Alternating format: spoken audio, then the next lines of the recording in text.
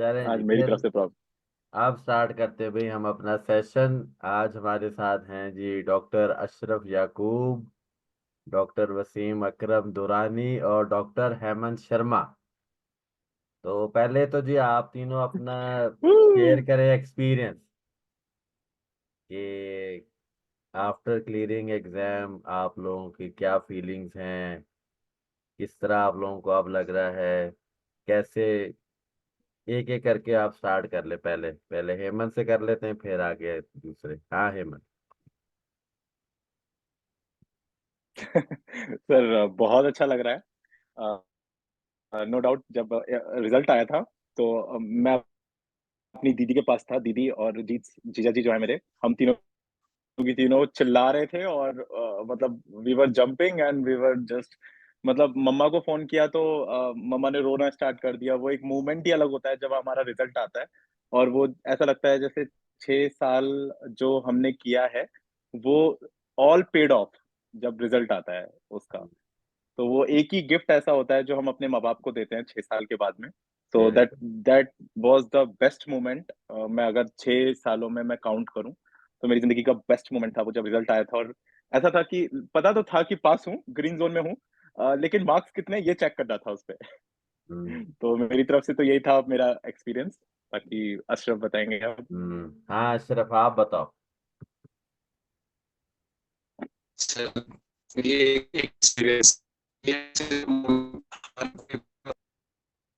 अशरफ गया, चलो वसीम आप बताओ। वसीम। सर जब रिजल्ट आया था उस टाइम पे तो मैं नमाज पढ़कर आया था सर। और मैं खाना खाने वाला था, खाना गर्म करने वाला था एक्चुअली। मैंने गैस भी ऑन कर लिया था सर, बट मेरे को मैसेज दिखा व्हाट्सएप पे कि जो है रिजल्ट आ गया। उस टाइम मैंने गैस दोबारा बंद करी और सर ये ऐसा लग रहा था कि मेरे को ना कार्डियोमेगाली हो गई है सर। सीना जो है बड़ा हो गया और धक धक जो कहते पाल्पिटेशन वो होने लगा था सर, क्योंकि एक्चुअली उस टाइम मैं अकेला था घर अरिथमिया, पे। अरिथमिया हो गया था। अरिथमिया, अरिथमिया पाल्पिटेशन मतलब सर जो कहने मतलब सारे कार्डियक प्रॉब्लम्स मेरे को ऐसे महसूस हो रहे थे कि वाकई की मतलब धड़क रहा है, सीने में दिल हम्म। धड़क रहा है, इतनी तेज से हो रहा था सर। अब मैंने सर सब चेक किया तो मैंने रोल नंबर का अपने लास्ट का 4 डिजिट देखा ताकि पीडीएफ में सर्च करूं, तो फिर पीडीएफ में सर वो एग्जैक्ट पूरा सर्च नहीं हो रहा, तो मैं जब फिर स्क्रॉल करके नीचे जाना पड़ रहा था, तो मैंने चौथे और पांचवें नंबर पे वो रोल नंबर के 4 डिजिट में पा लिए। अब मैंने जब मार्क्स देखा तो मैंने 97 नंबर देखे सर। तो मत इतना मतलब मैंने प्रिपरेशन कर रखा था कि मतलब मेरे को इतना कॉन्फिडेंट था कि मेरा इतना गंदा पेपर नहीं हुआ था कि मेरे 97 मार्क्स मेरे हैं। फिर फिर मैंने दोबारा रोल नंबर पूरा सही से देखा, उसके बाद फिर सर मैंने रिजल्ट देखा, और जो मतलब सर हो गया ना वो कि फिर वो खुशी, जैसे हेमंत ने पहले बताया सर कि वो हम्म। खुशी पहले कभी ऐसी महसूस नहीं हुई सर। एक मतलब स्टेज था सर, उस स्टेज को पार करना था। फिर घर वालों को बताया, फोन लगाया, तो वही वाली बात, घर वालों की खुशी देख के सर मतलब ऐसा रियलाइज हुआ कि सारा जो स्ट्रगल था या फिर जो सारी उनकी मेहनत हमारे पीछे थी वो सारा पेड ऑफ हो गया। और धीरे धीरे फिर सर मैंने सर सारे टीचरों को, आपको सबको मैसेज करके या फिर फोन करके बताया गया, और आप लोग भी हम लोग के लिए बहुत खुश थे, मतलब जैसे ना सेल्फलेस गए थे ना सर, वैसे टीचरों की तरफ से रिस्पॉन्स आया कि मतलब आप लोगों को हमसे कितनी उम्मीद है, और आप लोगों को हमारी वजह से सर कितनी खुशियां हैं सर, कि जब हम कुछ एक स्टेज मतलब कामयाबी हासिल कर लेते हैं। बिल्कुल। So you all are sir like part of that, congratulations, and our success also you are the part of that sir. So thank Ashraf. you so much to you and Osha State University. Ashraf. जी sir, मैं कह रहा था कि ये जो sir ये feeling होती है ना, मतलब हर किसी की लाइफ में एक बार आनी चाहिए ये फीलिंग। कि जब मैं मतलब रिजल्ट देख रहा था, मैं बाहर जा रहा था एक्चुअली, तो मेरे कॉल आया कि रिजल्ट आ गया, तो मैं दौड़ के घर आ गया। मैंने देख लिया था, और जब मैंने देख लिया अपने मार्क्स और बीच में मेरे मार्क्स से, मैंने कहा इतना मैंने खाली नंबर देखे, पास भी नहीं देखा कि मैं पास हूँ, नंबर देखे, मैं कहा ठीक है। फिर 3 बार फिर से रीचेक की। फिर जब बाबा आ गए, उन्होंने जब गले लगाया ना, तो उस में it was totally different feeling, कि उसका था कि हाँ 6 6 इयर्स जो जितनी मेहनत की है, हाँ ये पेड ऑफ हो गया। और सर ऑब्वियसली सक्सेस जो भी होता है वो एक का नहीं होता है, इसके पीछे बहुत सारे लोग होते हैं, कुछ लोगों की दुआएं होती है, फैमिली होती है, दोस्त होते हैं, अपने होते हैं, जो जिनकी दुआएं होती है, टीचर्स की गाइडेंस होती है। जैसे सर आप हुए ओ स्टेट यूनिवर्सिटी, उस पूरी फैकल्टी की दुआएं थी एंड गाइडेंस थी ऑल ओवर द। और जितने भी हमारे अपने होते हैं उनकी दुआएं, ऑब्वियसली उनके बगैर तो मतलब कुछ नहीं होता सर। ये एग्जाम ऑब्वियसली हार्ड वर्क है इसके लिए, but at the end of the day you need some bit of luck to cross the line. बिल्कुल सही बात है। एक्चुअली बिल्कुल सही बात है। और यकीन जाने के Osh state University, our dean, vice dean, head of departments and many other teachers, they all are wishing you all the best. और जितनों से भी मेरी बात हुई है सब यही कह रहे थे, यार उसका पास हुआ, उसका क्लियर हुआ, ही क्लियर, ही डिड। हर कोई मुझसे पूछ रहा था कि भाई मुझे उसका बताओ, इसका बताओ। यानी कि इसका मतलब है कि teachers are also very much emotionally indulge with you all students. तो या यकीन इट जाना इज सर। ये जो थी खबर, ये हम सब टीचर्स के लिए एक बहुत ही, यानी कि ना, बहुत ही अच्छी खबर।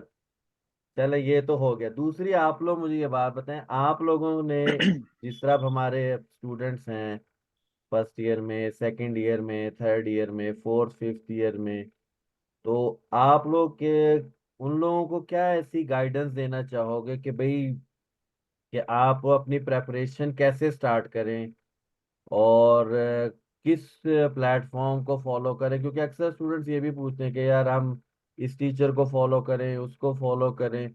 तो आप लोगों को अपनी सक्सेस से कब, क्या कैसे लगता है कि आपको किस तरह प्रेपरेशन करनी चाहिए फॉर दिस एग्जाम? जी, हेमंत। सर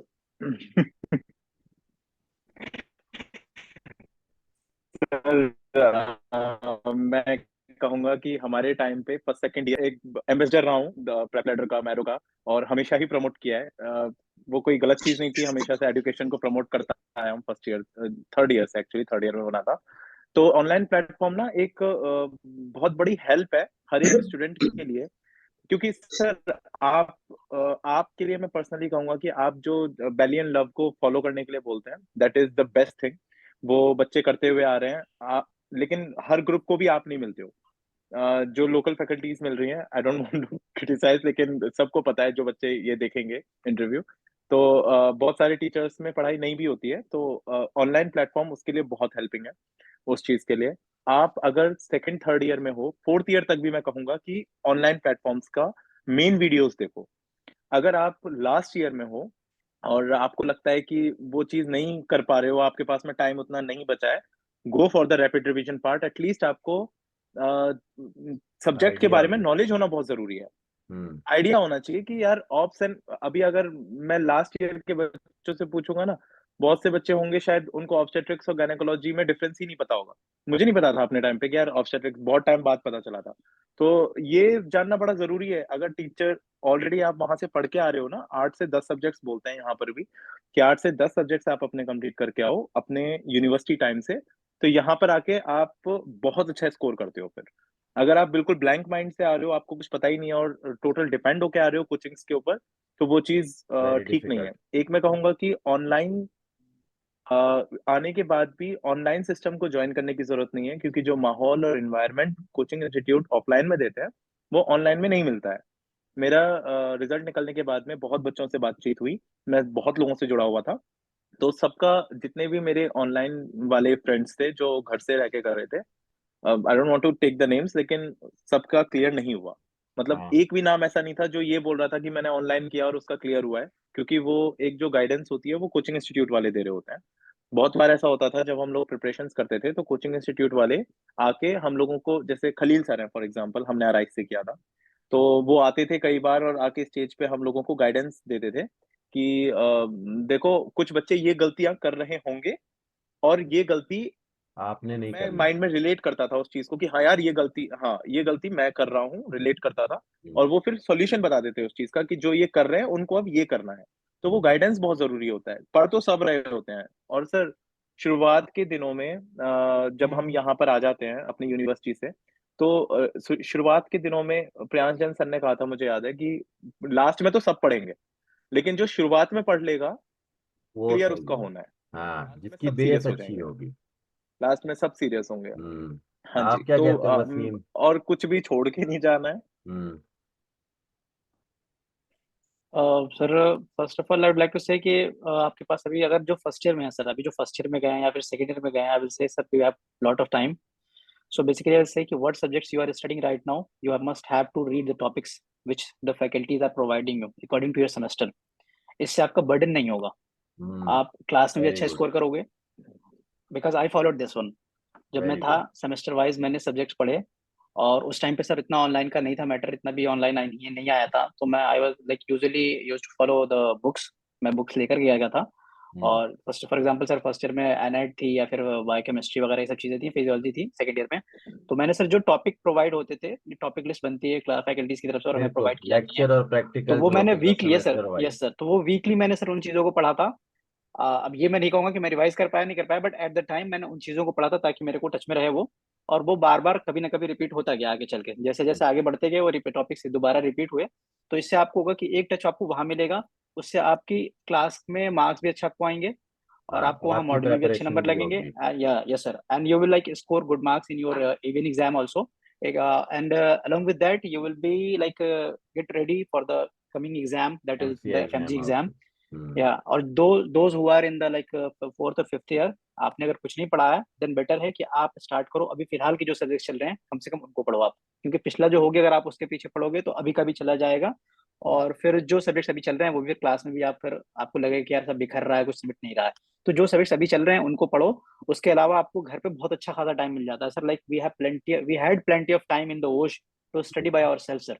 बिल्कुल बिल्कुल। And at this time if you don't have any resources like books you don't have, then there are so many teachers, they are providing free knowledge on YouTube. You बिल्कुल। can like just have to choose one source, one best source, ask your seniors, your teachers, they will guide you as they guided us. Hmm. And like sir, till the last whatever I had like I asked from the teachers regarding the sources or regarding the topics or anything sir in OSH, they all helped me a lot sir. Like, and they were always in the last year, teacher would say that don't focus on these marks or these avians, you have to pass, but mainly focus on your FMG exam because बिल्कुल। we want the result from you. And like we will be very happy after hearing about your good results. And I kept my promise, and we also, like we three also, because sir we were there, we were when we were there we were the leaders of our groups and our like patok also. पतों के Along with leader that थे we had so बिल्कुल। much responsibility, but along hmm. with that we maintained our like momentum, our studies also, we were not so bad in our studies. We बिल्कुल maintained both things and we are very proud for that and very happy for that. And like after बिल्कुल। clearing exam, आपने enjoy भी uh, किया है और आप लोगों ने enjoy भी किया स्टडी सर भी मैंने की सर, है। घूमा भी। यस सर, हाँ, यस सर, तो घूमे भी भाई जो हो, टाइम है एंजॉय भी आप, किया, स्टडी भी किया। बिल्कुल सर, तो एंजॉय करो भाई। ये देखो हुआ है। किर्गिस्तान में, Kyrgyzstan is beautiful nature I will say, whether it's very beautiful, nature very beautiful, go and like जब भी टाइम मिले वेकेशंस में जाओ घूमो। इसके लेकिन बारे में along तो with हम that आपका डॉक्टर प्राइम अशरफ रिसोर्स से आप पढ़ो। किर्गिज में पूछेंगे ना। और सर फिर यहाँ आने के बाद, अभी अशरफ जी किर्गिज में इंटरव्यू देंगे। बिल्कुल, और सर यहाँ आने के बाद जो है जो आपको टाइम मिलेगा, whatever resources you are choosing, we were like we all three were in the rise and they provided us so much like a good guidance along with the resources of the study material. They provided so good, and we followed them and we gave our GTs and like test series and we've solved questions, and the result is in front of you all that we got very good Ashraf, marks. आप क्या कहते हो, अगर तुम्हारा net ठीक हुआ है तो? सर मैं कहता हूँ, हाँ किर्गिज में मेरा अशरफ, वो ठीक अरगल। है, क्योंकि अभी जो फर्स्ट ईयर और सेकंड ईयर में है तो वो ना, अशरफ जी रिजल्ट। सर। जी जी जी, बोलो। सर मैं कह रहा हूँ जो अभी फर्स्ट ईयर और सेकंड ईयर में उनको चाहिए कि जो बेसिक्स है एनाटॉमी है, बायोलॉजी है, तो उस पे ज्यादा फोकस करें कि अभी। ओ, उसका नेट ही चला गया। चलें, सो आप लोग सर, बताएं, आपको अपने जर्नी में आप लोगों ने कब ये फील किया यार कि हमें अब फुल फ्लेज प्रेपरेशन करनी चाहिए? सर ये यानी मेरे को कि तो सर सही बताऊं तो मेरे को कोविड जब आया था सर, मैक्सिमम लोग घर आ गए थे, मैं वहां था सर, मैं रुका हुआ था। मैक्सिमम मतलब मेरे क्लासमेट्स और दूसरे ईयर के भी लड़के आ गए थे, तब मेरे को लगा कि यार अब मेरे को ना, मतलब मैं सब्जेक्ट वाइज सेमेस्टर वाइज तो पढ़ ही रहा था, बट उस वक्त लगा सर कि अब मेरे को लग जाना चाहिए, क्योंकि अब टाइम ये जो गुजर रहा है उससे कौन बड़ा से ईयर स्पीड में थे, लाइक सेकेंड कोरो। ईयर में? नहीं, फोर्थ ईयर में था सर जब मैं, फोर्थ ईयर में? मेरे लाइक जब हम थर्ड ईयर में थे तब कोविड स्टार्ट हुआ था और मेरे बर्थडे वाले दिन स्टार्ट हुआ था तब 15 मार्च को, जो क्वारंटीन और ये सब सारे इन्फॉर्मेशन आए थे WHO ने। वो बोला नहीं जाता सर क्योंकि उस दिन मेरा बर्थडे था। मुझे अच्छे से याद है, उसी दिन शाम में मैसेज आया कि भाई आपकी क्लासेस बंद और ये, उसके बाद से सारे क्लासेस ऑनलाइन। कुछ दिनों तक तो बहुत मजा आया सर, लाइक वी एंजॉयड कि क्लासेस नहीं जाना पड़ रहा है, we are attending classes from home, mute कर दो और बाकी मजे करो, इतना कैमरा खुल ऑफ के कर नहीं दो और बोलना बैठे रहो या इंटरव्यू सो में। जाओ। like it was sir for some मैं time, तो sir, for some time it was, but लेकिन sir after that we were, यार अब ज्यादा हो गया, अब क्लासेस खुलनी चाहिए और ऑफलाइन होना चाहिए, क्योंकि घर से बैठे बैठे पक गए थे सर। तो at that time sir like fourth year मेरे को लगा कि अब तैयारी करनी चाहिए, जमना चाहिए सर। हाँ अशरफ अपनी बात कंप्लीट करो। सर सर मैं कह रहा था कि फर्स्ट सेकेंड ईयर में हमें ज्यादा ध्यान देना चाहिए, बट कोई एक्सक्यूज नहीं। अगर कोई बोल रहा है कि मेरे पास ऑनलाइन प्लेटफॉर्म नहीं है, तो यूट्यूब पे पूरा पड़ा है। चलो यूट्यूब नहीं मन नहीं कर रहा, तो बुक्स है आपके पास। आपके पास अपने टीचर्स है। सर बुक्स तो मैंने खुद देखा है, फर्स्ट ईयर में सारे भर के ले जाते हैं ओश बुक्स। हैरिसन इतनी बड़ी होती है, डेविडसन इतनी बड़ी होती है, बट उनको कोई छूता नहीं। ये फैक्ट उनको कोई छूता नहीं। बट मैं एक सर ओल्ड स्कूल टाइप का मैं कहता हूँ कि पहले और सेकंड ईयर में इट्स गुड अगर आप बुक्स की तरफ जाओ with the guidance of your teachers. जो कॉलेज में मैंने खुद भी, जैसे वसीम कह रहा था, मैंने खुद कॉलेज का टाइम शेड्यूल किया था, फॉलो किया था। जैसे फिजियोलॉजी का न्यूरोलॉजी से स्टार्ट किया था, एक हफ्ते में पूरा न्यूरो हुआ था, फिर अगले हफ्ते में कार्डियो, ऐसी मतलब मैंने पूरा शेड्यूल फॉलो किया था, एंड अकॉर्डिंगली मेरा फिजियो वैसे ही खत्म हो गया था। ऐसे ही हिस्टोलॉजी, लाइक जो बेसिक सब्जेक्ट्स थे उनके लिए मैंने ऐसे ही किया था। और बाकी इट्स, आप किर्गिस्तान में हो तो पढ़ाई के साथ साथ you have to adapt to the culture also, because sir हम फॉरेन स्टूडेंट्स है, so there should be some difference between us and the Indian graduates जो इंडिया में ग्रेजुएट हो रहे हैं। तो हम जब बाहर जा रहे हैं तो it's Kyrgyz all over people। Our sir total, no it's not about Kyrgyz, it's total personality development. तो बिल्कुल। हम हम बहुत सारे सर, हम बहुत सारे जैसे हम सर इंटरनेशनल टीचर्स है हमारे फैकल्टी में, उनसे हमारी कन्वर्सेशन होती है, फॉरेनर से कन्वर्सेशन होती है। तो overall it's a personality development and you should take part in these things, but Hey, keep your studies your together. interviews are still on the TV programs and everywhere in the Old State University site also. चले, एक और आप तीनों से question है। ये मैंने तो जितना फॉलो किया है for the last 5-10 years, interview. हाँ लास्ट 5-10 years मैंने जितना इंडियन एग्जाम को फॉलो किया है, I think that many questions are your previous year questions.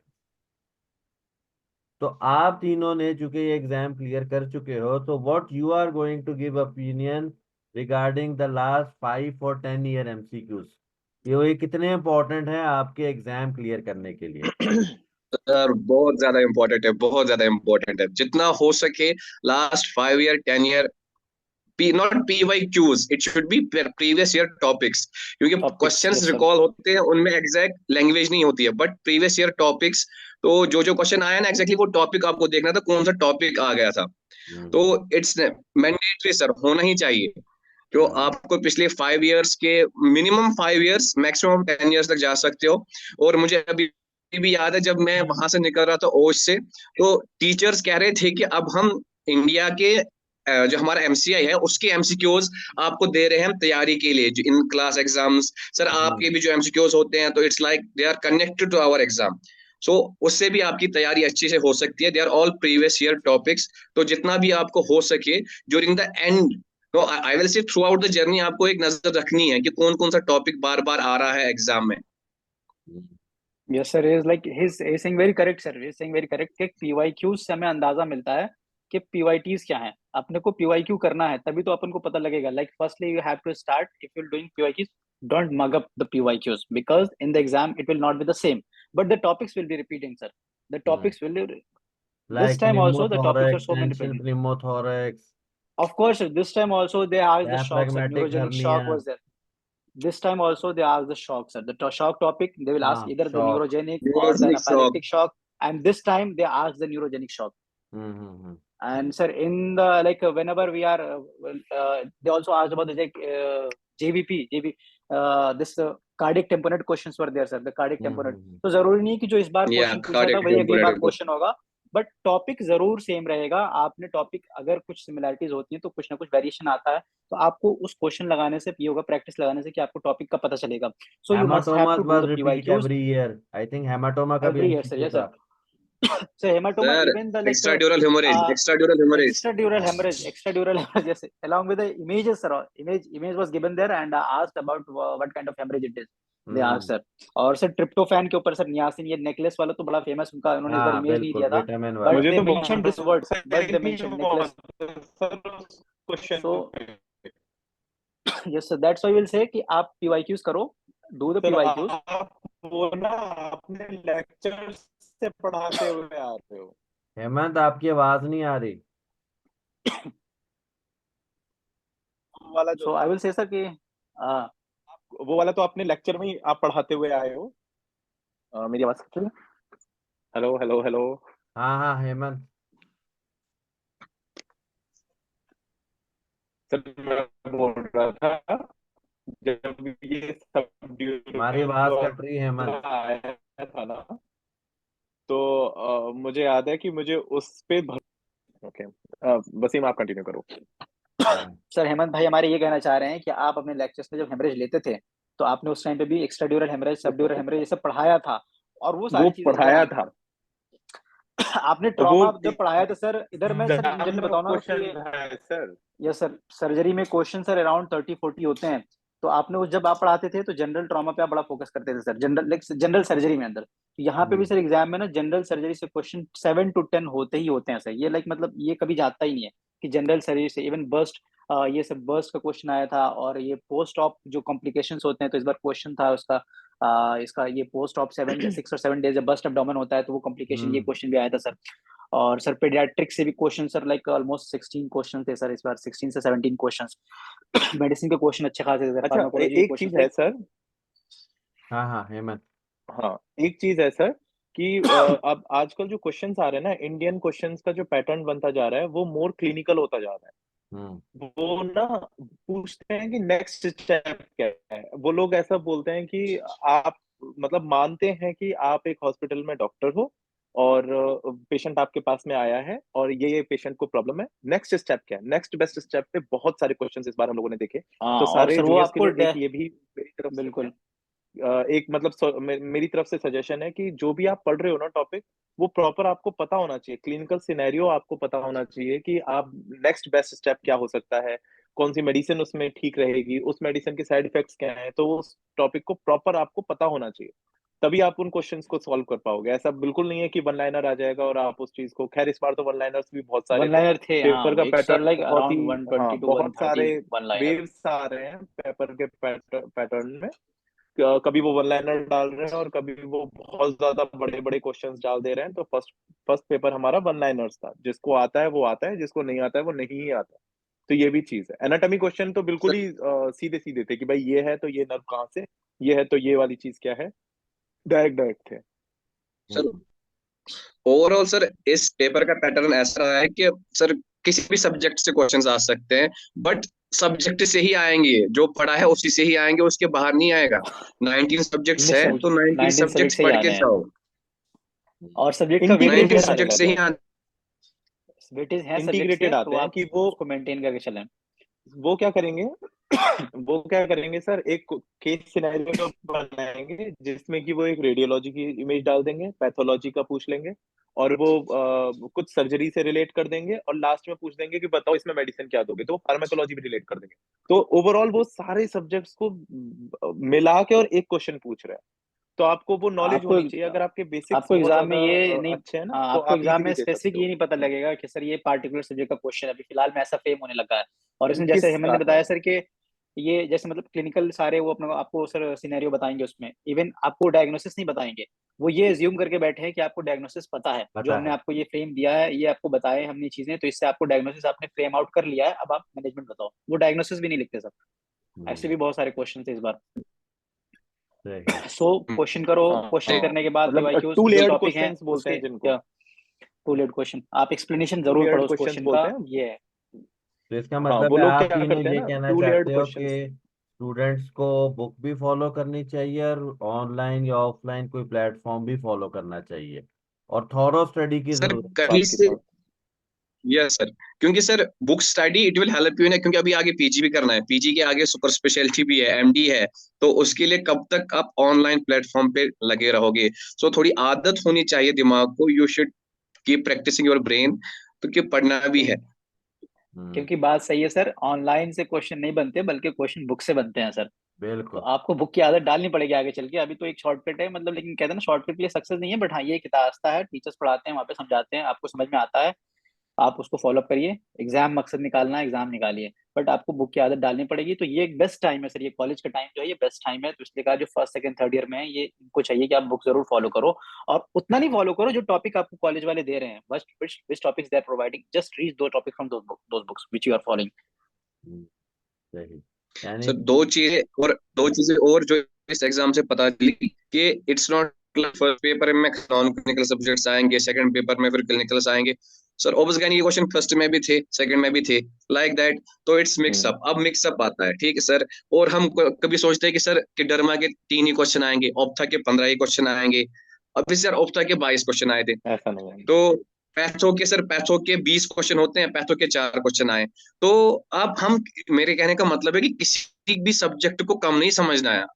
तो क्योंकि एग्जामिनर है तो उसको ही हैज टू पुट क्वेश्चंस, तो वो सेम ही क्वेश्चन तो नहीं डालेगा ना हर बार। तो हर बार किसी सब्जेक्ट की वो वेटेज बढ़ाता है, तो ऑब्वियसली जिसकी पिछली बार ज्यादा थी उसकी कम करता है।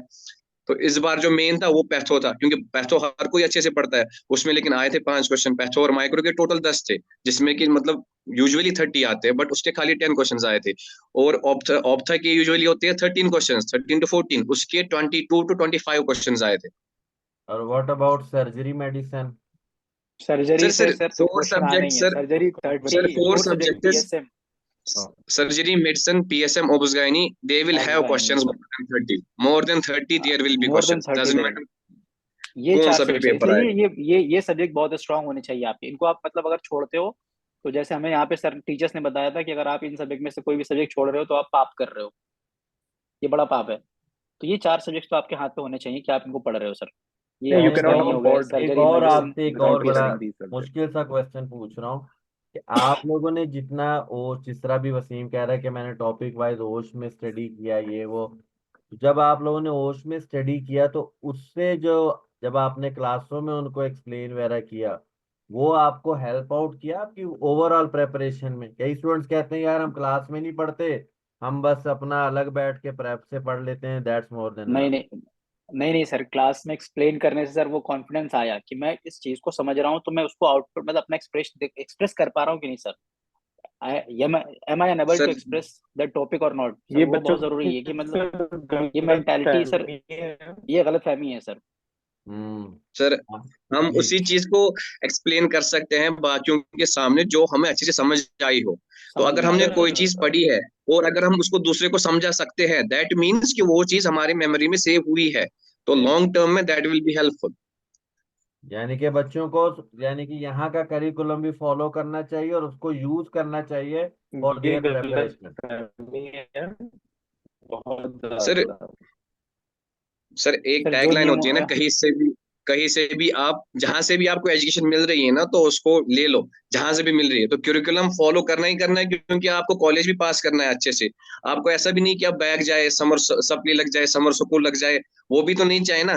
तो इन ओवरऑल अगर आपको आगे आगे जाना है, तो ऐसा नहीं कि जो आप कॉलेज में पढ़ रहे हो वो जाया हो रहा है। वो आपको आगे जाके पता चलेगा जब आप फाइनल स्टेप में आओगे ना, 5-6 मंथ्स में, उसमें पता चलता है कि ये कितना हेल्पफुल रहता है।